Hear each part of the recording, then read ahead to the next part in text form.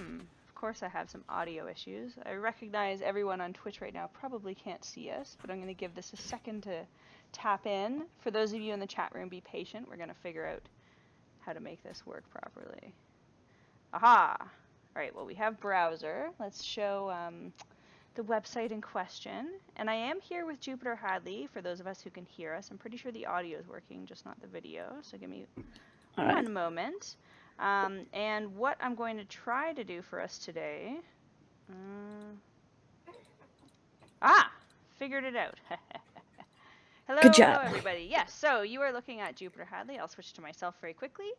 My name's Karina. Thank you for joining us at GameDev Cafe. We are continuing our series of Get to Know Game Dev interviews today with the lovely Jupiter Hadley, who's calling us all the way from the UK. Jupiter, you could say hi if you like. Hello. Sorry for the technical issues, guys. I will be adjusting the volume as per the chat instructions. So if you're watching us on Twitch and something seems amiss, just let us know. The joys of streaming. So as I mentioned, this is Jupiter Hadley. She, let's talk about who she is. I suppose the best way for me to introduce her is as someone who really knows her indie game jams. She knows her indie games, she knows her indie game jams. We'll go over her credentials today in the interview, but Jupiter is really impressive to me personally as someone who has been able to somehow, I guess, compile and compose tons of content around indie game jams all over the world. It's just really impressive how many events you've touched, how many games you've touched, how much content you've produced as a result. It's kind of mind-blowing, but thanks so much for talking to us today, Jupiter. No problem. Thank you very much. You've done it so nice. I've done so many things. I was gonna say, yeah, you seem very busy, so I feel quite privileged. But for those of you watching us, we're looking right now at the website which Jupiter helped co-create, called Indie Game Jams. I encourage you to check it out if you're interested in joining a jam pretty much anywhere. One of the coolest features on the site, and the thing that I think originally made it stand out to me as something that we should look at the Game Dev Cafe, was this game jam map. And I'm actually located in Ontario, Canada. So you guys had an Ottawa game jam on your map, which really, really impressed me, given that, Jupiter, you're currently based out of the UK. So that's sort of... you know, little Canadian shout out. It's always going to get our attention. But I think more importantly, what people should probably know about Jupiter is that she has a really great website, jupiterhadley.com. We'll make sure that we link it up in our Game Dev Cafe articles.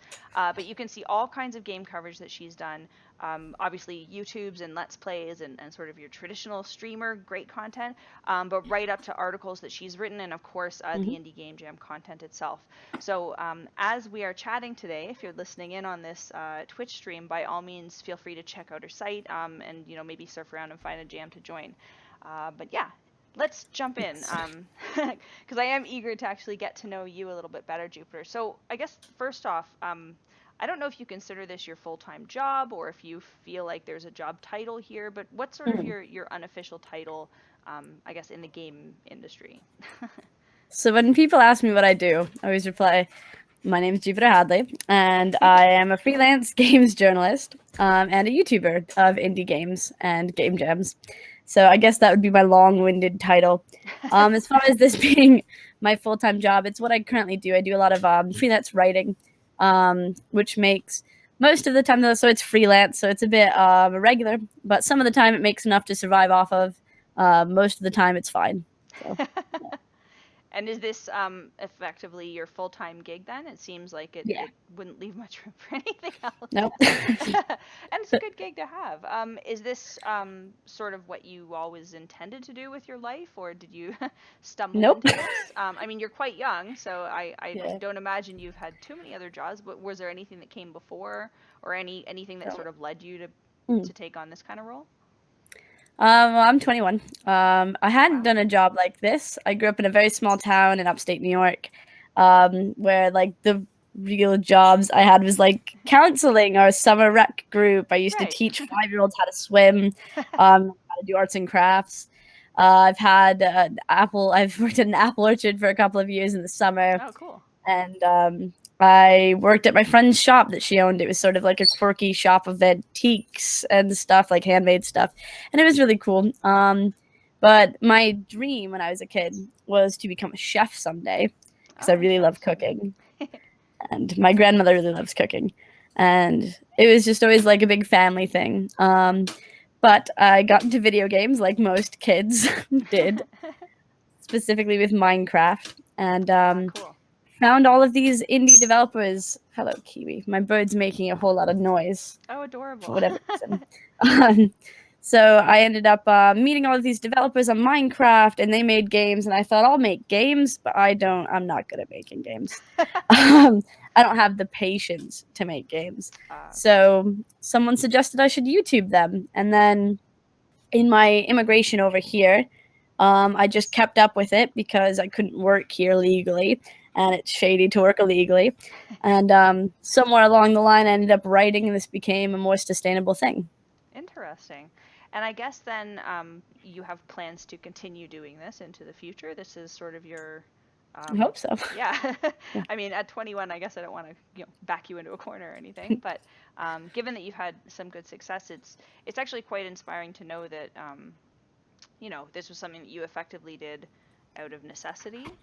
A lot of people try to plan their way into this type of role or this type of career, and I think you hit the nail on the head in terms of it really is just about enjoying what you're doing, and the fact that you enjoy games, whether you can make them or not, the fact that you enjoy them and found an outlet to sort of explore that is sort of the important story here.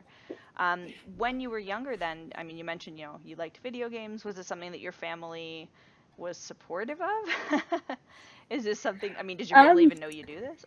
So my dad doesn't understand computers.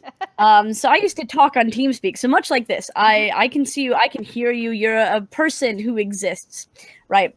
So when I was younger, at one point I was on TeamSpeak talking to my friends, and my dad came in and went, "Honey, I'm concerned." And I was like, "Okay, yeah, what's going on?" And he was like, "You talk to yourself a lot." And I was like, "What?" And he went, "Every time, just all the time, I hear you and you're just talking." And I was like, "No, I'm talking to my friends." And he went, "No one's here." Wow. And he was so serious. And I was like, "Dad, there are people on the internet who can hear me." He went, "It's just a computer. They can't hear you." Oh, that's such a bad moment. Oh, that's so I showed him TeamSpeak, and he was like, "I don't get this. Why can they hear me? These are real people. This is intense." But yeah, he doesn't quite understand much about it. But he just, whenever I call him quite a bit on Skype, and he's always like, "Oh yeah, you should give me a phone number." And I'm like, "It's Skype. It doesn't." But he just asks if my internet stuff is doing good. I'm like, "Yeah, it's doing great." All that internet stuff over there. All that internet stuff. Oh, that's so cute. Called my little cousins, who obviously are more into computers. One of them's 9, and when I was on the phone with him, he said, "Do you know your YouTube channel has 4,000 subscribers?" And I was like, "Yeah." And he was like, "We should collab sometime. I have a YouTube channel." And I was like, "Okay, what do you do on it?" He went, "I don't know." I was like, "Okay." Oh man, that's awesome. Oh, that's so cute. Yeah, because it's definitely, I mean, unless your family happens to be really involved in sort of the gamer scene, yeah, it is kind of hard to explain. Oh, that's a great story about your dad, though. So I suppose you don't get no respect for your family. I guess your little cousin is sort of... My little cousin's great. I have some videos with him, actually, with Jesse, really? Cool. from years ago when I lived there. And he used to record for my channel quite a bit with his own intro that he had pre-prepared because he was so excited about me. And it was adorable, and I loved him. So cool. So with 4,000 subscribers, is that, are they sort of open to you collaborating with other people and bringing other people on? Or do you have an audience that I guess expects a certain something from you at this point? Quite a few of my followers tend to dip in and out just for jams, because I do a lot of jams. Yeah. And I do a lot of jams that some groups of people are interested in and some groups of people aren't interested in. So I get a mixed variety when it comes to specific jams. So Ludum Dare is a huge game jam. And it's like expected that I play Ludum Dare games, like to the point where like weeks before the Ludum Dare, I get emails. "Where's your spreadsheet? What's going on? When are you going to start?" Like, the jam hasn't started. What are you all talking about? The pressure is on. Well, at least, they love you and they love your content. Yes. Awesome. I'm actually which is playing a video from one of your Castle game jams right now. I was talking to you earlier about this. Definitely one of the cooler venues. But as you say, mm, a lot of the jams that take place are annual or seasonal or something, mhm, and yeah, the audience is really hungry for the content, so they're coming to mm, people like yourself, I guess as sort of an insider almost, or at least someone yes. who's trying all the games, not just the one that they made and their friends. So I think, there's definitely an argument there that you've become enough of an authority that people sort of come to expect it from you, Mm. which I guess is a measure of success. Do you feel like you've kind of made it in the game industry, or is that something that you'll reserve for future decisions? Hmm. That's a hard question. Have I made it in the games industry? I feel like I've done what I've set out to do. So I went to give a talk at one point. I was invited to give a talk, which was another insane thing. And they were like, "Oh, come talk about games." And I went, "What? Excuse me?" So I went to this university, and this girl stood up and she said, "I don't have a question, but I just wanted to let you know that you playing my jam game was the reason I continued game development." She said that she was done with games, just kind of half made a little jam game type thing, and then put it out. And no one saw it, and I picked it up and played it because I was playing everything, Right. and I had some good things to say about it, and that kept it going. And I was like, right, I'm happy with what I've done. If one person has told me that that's it, like I inspired them to continue to do what they love instead of not doing what they really enjoy, and that's success enough for me. And so many people have said that. It's just amazing because I'm just at the like when I played her game, I was just like a little 16-year-old trying to work out playing games on the internet. So Well, it shows um sort of the important role that I think you do fill for the community that exists online. Like there is not really any game dev reward without somebody mm, to play your game and give you feedback and sort of share it with someone else. So that reciprocity, I think, is something that I mean, it's really exciting that you hear about it, but I think it's something mhm, that's important too, even when you don't hear about it. yes. People really do notice this and care. Now, you mentioned that people sort of expect you to play these jams. Does that come from you working with indiegamejams.com? Like, did you always have a reputation as someone who played game jam games, or was it the result of building that website that sort of led to that reputation? So I'm not quite sure. That website was sort of built out of necessity because there used to be, I don't know if you have heard of Compo Hub. I've heard of it, but I've never been on it. So ages ago, there was Mm-hmm. Compo Hub, which was essentially that website. It showed Oh, okay, some cool. jams, but not all jams, and it didn't show physical jams. And then no one updated Compo Hub after a while because there became too many jams. And I started covering jams when there was 4 a year, and they were mainly like 4 that weren't Ludum Dare or Dare. Yeah. So it was very, very small amount of jams happening. And I needed a calendar that was complete of 4 things so that I could cover them all. Um, so I started talking with Bunny Hero and with Chris and got an artist in, and we made the website. And that became sort of the only one for a while. And then Itch.io made its own calendar, and GameJolt made its own calendar. Mm-hmm. But ours is the complete calendar. Right. And for a while, my own videos weren't even up on it. So I was covering stuff well before it. I'm not sure at what point people started really expecting me to cover game jams. It's probably a mix of both. But yeah, I'm glad other people get use out of the website because really it was just for my own sanity in the beginning. No, that's interesting. It's definitely useful. And as you mentioned, there are other calendar sites out there, but yours is super comprehensive. And I really like Mm. the way that it's linked up and it's easy to submit, and it just everything makes sense on it. So it's very well designed. Now, aside from obviously keeping indiegamejams.com going, you do a lot of let's plays, and a lot of them come from game jams. Some of them are other games. How do you sort of pick, other than the game jam games, how do you pick which other indie games to explore? So I switched over to when I first started covering indie games. I had a little thread on TigSource, and game developers suggested their games, and then I played them, and I've sort of kept that up. I've never really gone and searched for my own games, which is a bit different. Hmm. Instead, I just have my email publicly available, and I get like 20 emails a day at this point from the indie games. Now, do you and want I to share searched your through it. email right now, or is that something that we shouldn't sort of proliferate? Sure. Jupy@jupiterhadley.com. Send me your games. Awesome. And we will be sure to link that up too, because I know that there's quite a few indie devs watching now.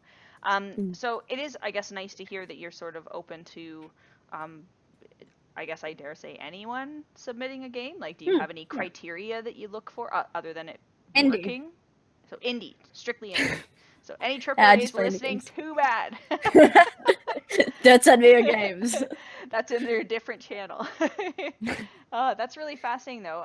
I guess, given that, you work with a lot of other people's content, are there any unique challenges that you've had, sort of being, a streamer, a Let's Play artist? Is there anything that's difficult or maybe just interesting about filling that role? So there were two interesting challenges that I've had in the lifetime, I'd say, of my channel. At one point, as you mentioned, games that don't work. At one point, a developer sent me a game that didn't work, or it didn't work as intended. But it was an alpha, and I played it, and I was very kind about it because I am. It's like, it's an alpha, so obviously this 4 bugs that I found, it's an alpha. Like, what do you expect? It's an alpha. And I put up that video, and the developer emailed me going, "Take it down right now. You showed our game off in a negative light." Oh, I And I see. was like, "Excuse me, it's your game. I was not negative." But I did end up taking that video down after trying to get that game to work and fix these bugs for ages. Gotcha. And that was just a weird thing that you have to deal with. Games that don't work, but then because they don't work, people feel, well, developers occasionally feel like you've shown their game off in a bad light. That's Kiwi. Adorable. He's a bird. He just flew and knocked stuff off the table. I'm sorry. Well, he's obviously upset that we're not paying him any attention. I have a puppy somewhere who does the same thing, so it's something that happens a lot in GameDev Cafe interviews, actually. Animals are allowed to be in. Yes, pets. We should start our own channel for that. GameDev Cafe Pets.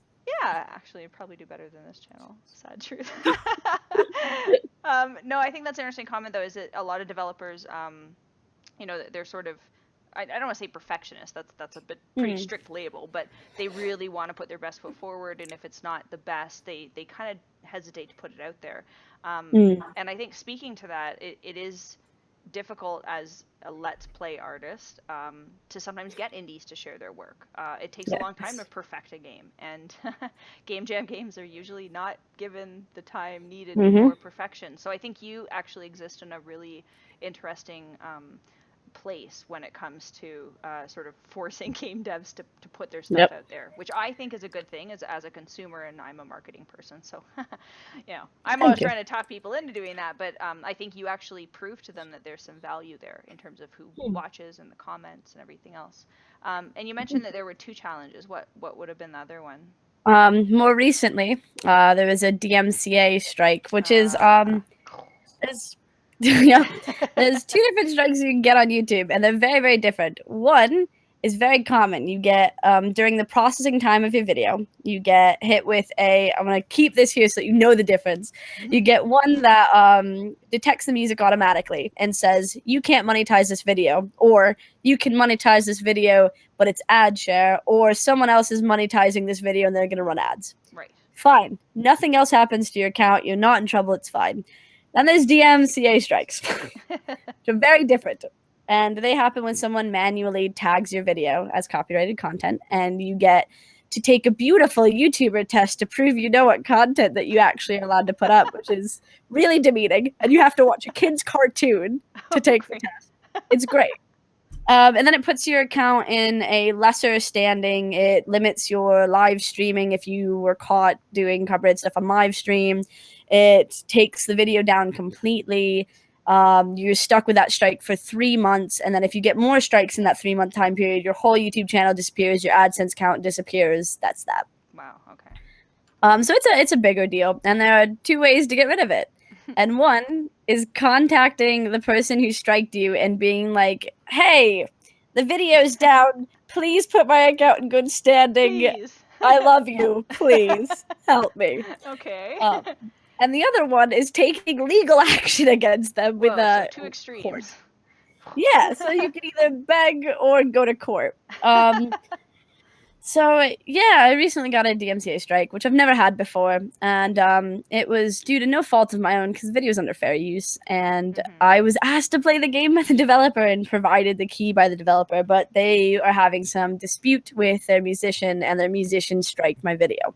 Okay. Oh, complicated. So yeah, it's just a big, complicated course of action, and part of taking legal action against them, because I did email them, and they said keep your strike. Is you have to give them your phone number, your address, like your information, and then they have to provide a court order as the next step within 14 days. If they don't provide that court order, then you're fine.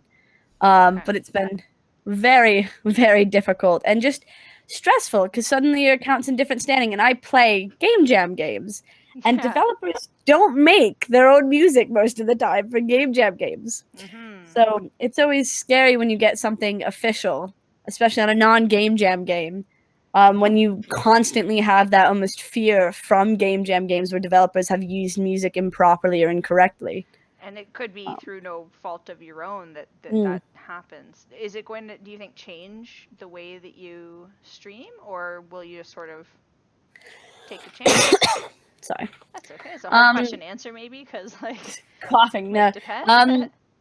I don't think it'll change how I stream. A couple of people, because of like the fierceness, I guess, of this Dmca strike, were like, "Oh, well, just don't ever play games with sound." But sound is part of the experience. Yeah. And I'm perfectly okay with the first type of strike type thing where I don't get AdSense because that's fair. Like, it's your music, it's not my music. I mean, whatever. Exactly. I don't think it'll change my way of recording. I don't think that the Dmca strike is correct, and that's part of the reason why I don't think it'll affect me.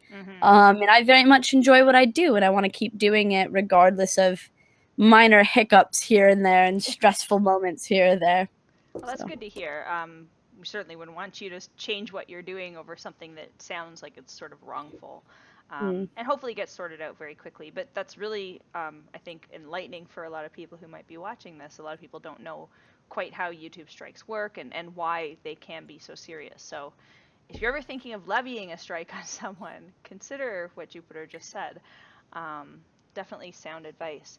I guess switching tracks a little bit to something a little bit more positive, is there anyone that you would consider maybe a role model, or just someone else who kind of does what you do that you look up to, or has maybe inspired you in some way?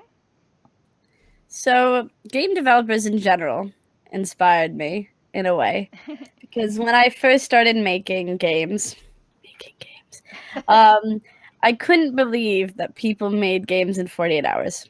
And that's still mind-blowing to me that people made such like complete games in 72, 48 hours. And that's just inspiring in itself. And the determination a lot of game developers have to live their dream and like make their game. I've met so many part-time indies is what they call themselves. They indie at night. And that's super inspiring. When it came to journalism and like the writing side of things, I used to follow Paul Hack back when he did way more writing. He worked for indiegames.com and he worked for Indie Static back when that was a thing. Yeah, I'm pretty sure I'm saying it right. And then he started writing for Game Drill a while ago. And at one point, before I'd written anything, I emailed him and was like, how do I do this? And he replied and was so kind and didn't answer my question at all because he skimmed my email, and it was a lot of fangirling, I guess. But since then, he had like Skype called me and we had a conversation about how to get into like games journalism and how to pivot and how to give talks. And he's just a great guy. In more recent times, because he doesn't tend to write anymore or anything, How Not to Draw on Twitter, or Kate Gray. I find just everything she does to be amazing, and she's such a kind and helpful and understanding individual, and I love her writing style, which is full of humor, and she writes about topics that I'd never be comfortable writing about, but it's really great that she's willing to put her side and write such unique articles that involve games. She's great. And I guess it's funny how you mentioned sort of all developers, but then specifically some writers, which I think tells me a little bit about what you might see yourself as, more of a writer than a game developer. Is that a fair statement? Yeah, I'm not a game developer by any stretch of the imagination. You have made some games, you mentioned. Are there any projects that you've worked on that you're particularly proud of? I Nope. mean, the fact that you made a game, let's just all acknowledge, is pretty awesome in and of itself. I've helped to make one game in my life, and it was at a game jam. And funny enough, I actually had the credit for sourcing the music, which was royalty free. I made sure. Good job. Yeah, good job. So you can play our game, but yeah, interestingly enough, it's something that I kind of feel pretty proud of because I was involved in the process, even though I didn't do a lot of it. So is there anything that you've made that you just didn't think you could do and you were surprised about, or anything that just kind of turned out well that you might want to share? I've made 2 games total, like made from start to finish, coded 2 games in Oh, GameMaker. wow. Okay. One is called Blues Balloons, which is my favorite of the 2. And again, we have to think 16-year-old me, okay? So 16-year-old me, very proud of this game. 21-year-old me.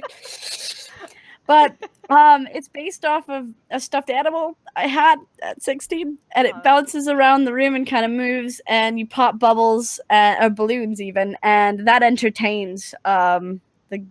Blue is the name of the character. Oh, cool. And if you tap Blue, he's also entertained. And if you're boring or if you get too many bubbles, I think he runs away, and that's that. That's not really explained, but he gets bored and leaves.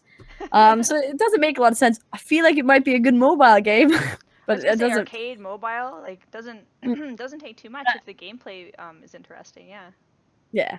Cool. But I have some aspects of that game I like. Like the start button is a balloon that moves around the screen. Oh, cute. Okay. And I thought that was clever. And the balloon, yes, bud. The balloons don't. So in Pong games, when you're starting off a developer in Pong games, you can get caught in going back and forth and hitting off the same top wall and just going straight back down. But I had a line of code that took me ages to research that makes it so when it hits the wall, it decides what angle to go off of, even if it's just slight, so you can't get stuck. Cool. And I felt like a genius when I discovered that. So those are my very proud moments in game development. Wow, that's very cool. I mean, that's pretty nitty gritty, like code oriented. So I feel pretty accomplished if I were able to pull that off too. Now, is it something that you'd want to do more of, or was this just more like experimentation with GameMaker and just hobby fun stuff? I'm not a game developer. I don't very much like coding. I do like collaborating with game developers and having ideas. I made a lot of pixel fonts that developers can use in their games, and I like being credited for them, like for having these fonts and like weaseling my way into game development. I voice acted some games. I'm not quite comfortable or confident in doing that, but some people like my voice, so that's pretty cool. But yeah, I'm happy with just covering games and not going back into development, though it might be something I tinker around with in the future. I tinkered around with Dmca, which is an engine that has no coding. You can make little pixel people out of their like little pixel grid, and then they go in the game. You can have a start and an exit from the room, and you can talk to other characters. It's super simplistic, super easy to pick up. And occasionally I do open that up and go, I'm going to make a game, and then just discard it after a couple of hours. But it's fun to tinker around in. Interesting. So Dmca, GameMaker, are there any other tools that you've tried that you would recommend other people check out if they want to dabble and sort of play around? Dmca, I'd say GameMaker Studio is great, especially if you're just starting. And there's like the GameMaker community is so helpful. So I was a noob, and I was like, I don't know how to make a character walk, and they didn't make fun of me at all. They were like, here's how you make a character walk. Good luck. Awesome. And I would say if you want to make fonts, Font Maker 2 is really good. It's like in browser and it works super well. And I think game jams are a good tool to get you into game development. Absolutely, yeah. Kind of force you into it. Do it. Very cool. Very cool. Having time restrictions and stuff really helps when it comes to sitting down and getting stuff done. Yes. And it's not too far off from the real world once you start working in a studio. So, if you really want to know what it's like to be a game dev, very cool. Is there any particular game that you've played, and this might be hard to answer? How many games have you played? We were chatting about this earlier, but it's a ludicrous number. Am I right? Yeah, I've played nearing 20,000 games, Wow. recorded on my YouTube channel. Wow, that's Yeah. huge. And that might be a world record. We're waiting to find out.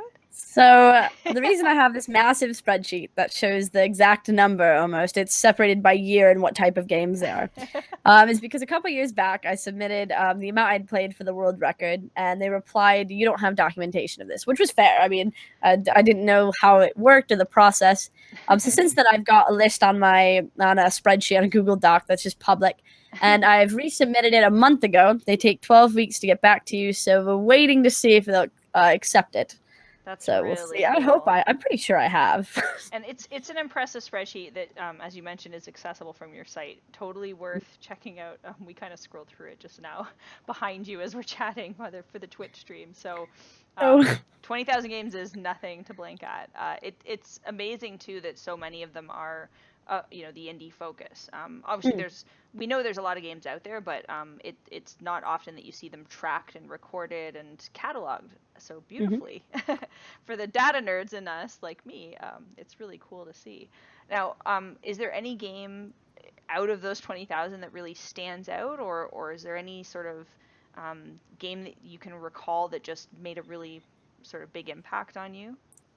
I do have some favorite games. So my favorite game of 2017 is Overcooked, because it's a cooking game, and I love cooking. You do like cooking. It's a couch co-op game where you need friends. They tell you can play in single player. You can't play in single player. It's no fun that It's way. It's too hard. It's no fun.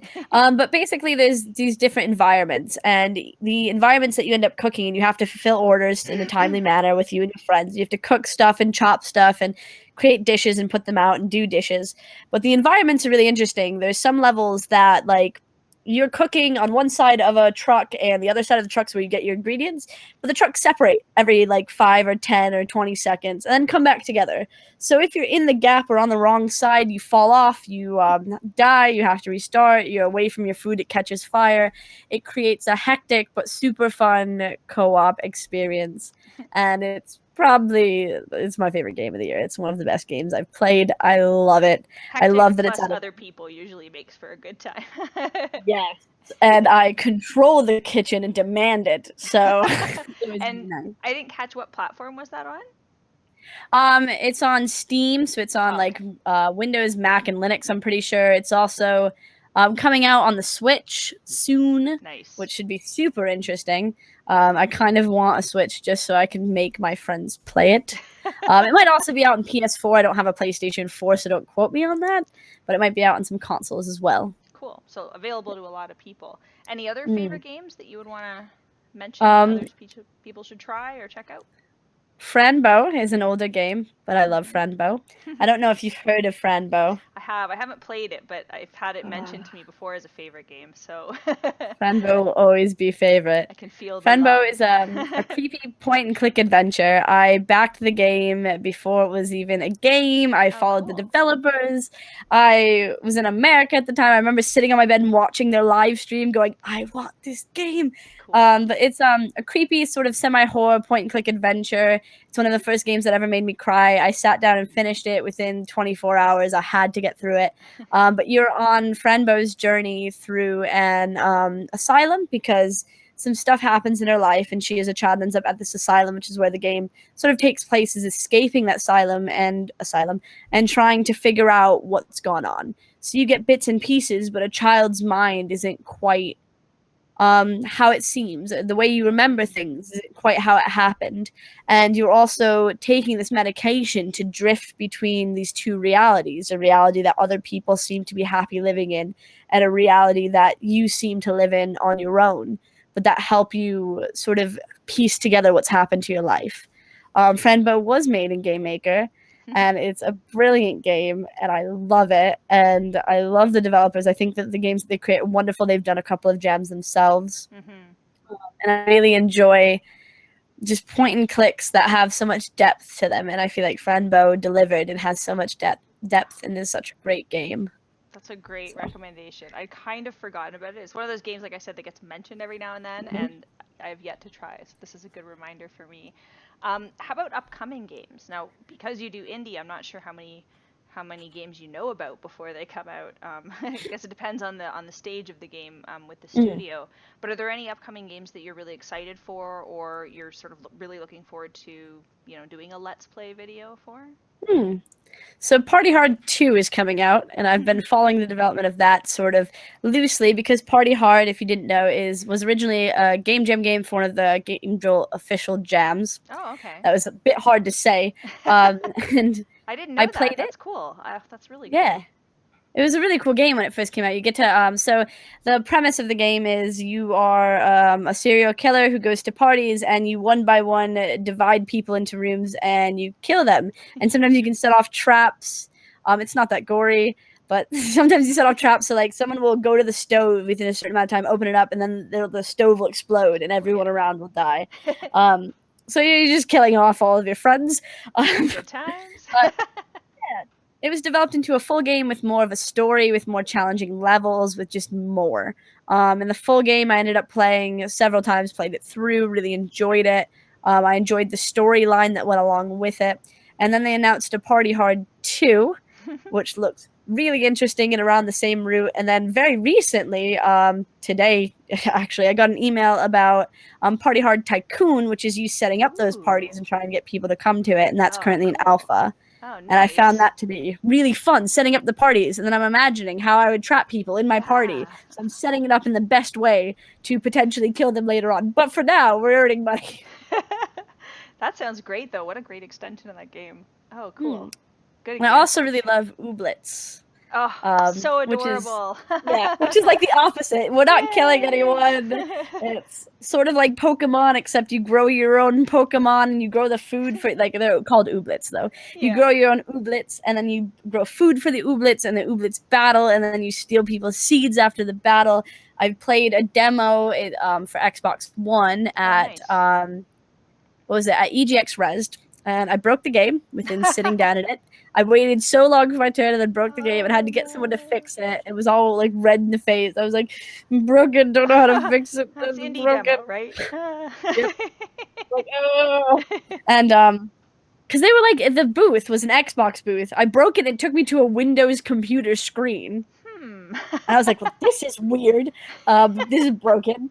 Don't know how to fix it. So I ended up playing a very, very brief bit of it, but I loved the interaction with NPCs. I love the Ooblets following you around in their so little cute. parade. And the aesthetic is so just eye candy. Like, it's so fun to eat up. Yeah, I follow a few of the, I guess the concept artists or something on Twitter, because they've been putting out all these random sketches, and just everything is like so interesting, and you just want to explore. A lot of cute GIFs too online. Lots of cute GIFs. Great choices, actually. I'm always excited too when it's when it's sort of new to a lot of people. I know that Ooblets has got quite a following online, but I feel like not that many people have heard of it yet. So again, a great choice. And I'm gonna mention one more, if that's okay. Yeah, no, I was gonna say, I guess if you have any others, because these have been so good so far. Adventure Pals is the final game that I'm really looking forward to. Adventure Pals has been in development for what feels like forever for me, because I purchased it ages ago. But I see the developer at all of these events, and I've played so much of the game that I see it at events, and I'm like, I should let other people play. But you can play it single player, or you can play co-op. You are this character who's exploring. It's sort of like Castle Crashers, but way more fun, way more to do, and there's just so much more to it. But you're going on an adventure through these lands. I don't really quite remember what the goal is, but I just like derping around. You can fly a giraffe for whatever reason. The giraffe spins its neck and flies with you. Battle monsters, and yeah, it's just a great game. The aesthetic is so adorable. It's and a so cute looking game too. Yeah. Yeah. And is that game out yet? Or is it? No. So does it have a release date? I don't remember. It did, and then it was moved back. And I saw Okay, the that's developers and was why. like, "You moved back the date," and they were like, "Yeah, our publisher said that we should make some changes, and it'll be a really good game, we promise."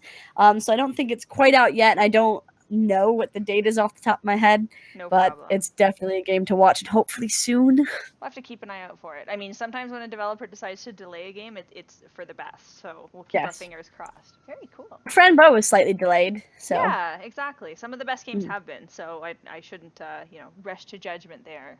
mm, Yeah, sometimes it's definitely worth the wait. But in the meantime, it is nice if you can get your hands on, as you mentioned, some of the demos. If you go out to some of the live mhm. events, are there any events that you're going to be attending in the near future? That you're sort Um, of Look at the hyped calendar. about.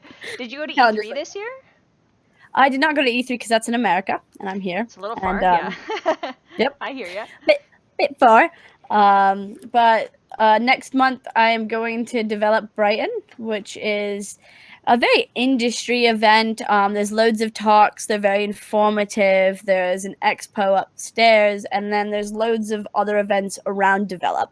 So Nice. Develop is in Brighton, which is a couple hours, 3 hours from where I live. Oh, nice. But they have Gamer Bake, which is the best event in the whole wide world. It is cakes, it is baking, it Your is game favorite themed. things. If you live in England, go to Gamer Bake. You get to eat my food. All the money that gets raised goes to charity, so it's pay what you want for cakes, and then it goes to Special Effect, which is a great Oh, what a charity that great helps idea. disabled gamers. And there's judges and there's prizes, and I've never won yet, but someday I will, and I'll get a cool apron. It'll be fantastic. Um, but I'm also doing the Big Indie Pitch. So the Big Indie Pitch is a mobile sort of speed dating where Ah, developers will bring their game and they'll pitch it to a table of 2 or 3 judges, and then we'll judge it, but they only have a minute to pitch it and they move on to the next table.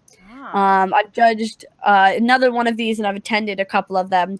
And it's really interesting to see how much a developer can show of a game in a minute and how well their presentation is. And it's like 1 minute presentation, 2 minute questions, and we get to touch it. So it's a bit more than a minute, but it's super fast. And Wow. it's super, super interesting. I'm very excited to be judging another one. Oh, that sounds like a Yeah. really cool event. Elevator pitches for indies. Very Mm-hmm. cool. Well, I think you're a well qualified judge. They're they're lucky to have you. I Thank think you. you've seen it all. I guess Yes. we'll end sort of on a bit of a closing note around your channel. What's sort of the best way, obviously, for people to watch your content? Is it probably to subscribe to your YouTube channel? Yeah. Yeah, easiest and best way. Um, I would say following me on Twitter will get more of my writing and more of my day-to-day general stuff as well as events. So my Twitter is kind of a hub of everything I do. My website in a lesser way is, but it doesn't update constantly. It's just got little images you can click to updated links. But yeah, a lot of what I do is on YouTube, obviously, and I do make a ton of content for YouTube. So subscribing there will give you an overview of just games, games, games. Awesome, awesome, very cool. Well, I look forward to seeing a lot more of your reviews. Your writing, please continue to write because some of your articles are really fascinating as well. We're going to link to a few in what Thank we you. post afterwards so that people can find it a little bit more easily. And I guess, the last thing I'll ask of you, and this might not be the easiest question. I can't remember if I even prepared you for it. Dun, dun, dun. No, I'm kidding. But given that you've seen so many indie games and you've been in the company of so many developers and so many game Mm. jams where there's, basically every aspect of the community is intermingling, what do you feel developers could or maybe even should do when it comes to making their games either stand out or if not stand out, just be a little bit more memorable? Like, what's sort of the, I guess, common factor that you've seen among games that are Mm. not just sort of fun and casually, interesting to play, but actually stick a little bit and make people like Yes. yourself want to talk about them and want to Mm. make videos about them? I think having polish to your game, and I know that's kind of a vague answer, but when you polish up your game and you add little details, like one of this game jam game that stuck in my head, one of the ones that stuck the most was a very simple arcade game, but you're a kid cleaning up a room, and when you go to clean up, your butt just sort of shakes ever so lightly, like you're dancing to it, and it's those little polished touches. In Franbo, all of the art is super polished; it's super well done. It feels like a complete game. I think something that really catches my eye specifically is just interactive or slightly animated title screens. Okay. I find that games like Stardew Valley have those clouds just going by in the background, and just little things like that really make your game stand out. Putting time and effort into your game page, whether it be on itch.io, GameJolt, or Steam, that'll just give a good face to your game and help it be seen more. And if you're a developer who is able to go to events and just try to get yourself out there and show off your game and hand out business cards and meet people face to face. It's really helpful. Top notch advice. Thank you so much for your time today, Jupiter. I really feel like I've learned a lot, and I hope that people watching have learned a lot. But this has been, I think, a really interesting perspective for a lot of developers. Again, from the angle of the game jams, but also as someone who, is consuming the games and sharing them with everybody else out there. Yeah, some really solid advice. Thanks again for joining us. And thank you so much for having me. Absolutely. And in the meantime, as I said, if you are watching us on Twitch, we'll make sure that all of this is linked up so you can find it more easily. You can figure out where Jupiter's website, where her videos are, and how to get some of her great content that's going to be coming out.